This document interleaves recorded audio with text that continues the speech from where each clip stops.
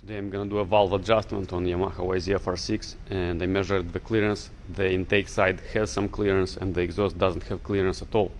The valves and the camshaft lobes are very tight. So now we're gonna remove the camshaft, remove the shims also. We're gonna replace the shims with the smaller ones, and after we're gonna install the camshafts back and we're gonna do the measurements again.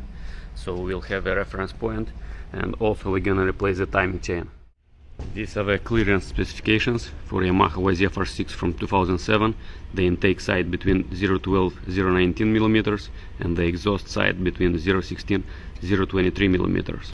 You can use angle filler gauges. For me they works better on the exhaust side, and also you can use just regular filler gauges.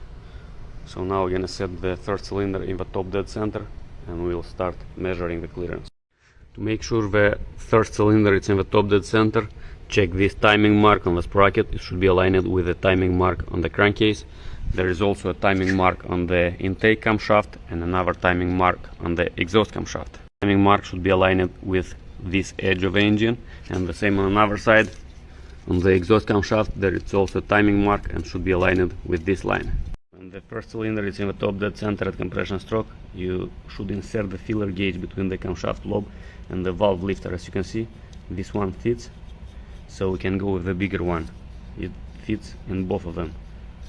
Now I have 0.12, so as you can see it still fits in second one, but it doesn't fit in first one. So on the first cylinder we have the clearance 0.1 and 0.12. Perfectly is gonna be in the middle between 0.12 0.19, so it's gonna be 0.15.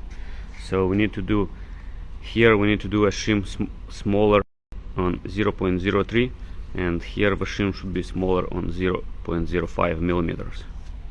I just finished the measurements, and as you can see on the intake side the clearance is still in specifications. Even if it's at the edge, we can put it somewhere in the middle at 0.15.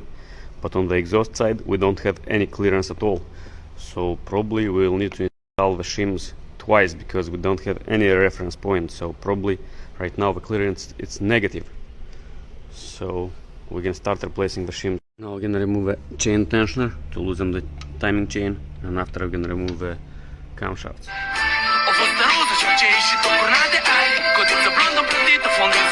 One of those older cowboys that you admired, they someday call you a cowboy.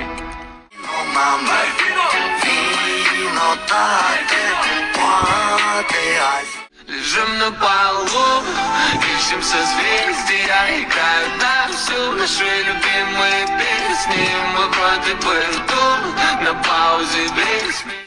Чувства, давай садись за стол и расскажи, где споткнулся, но тишина в ответ. We removed both camshafts, and now we're gonna start removing the exhaust valve lifters.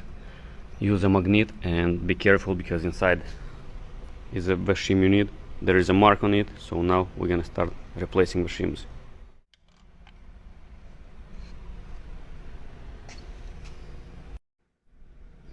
There is a small number. It's hard to see it because it's worn out already.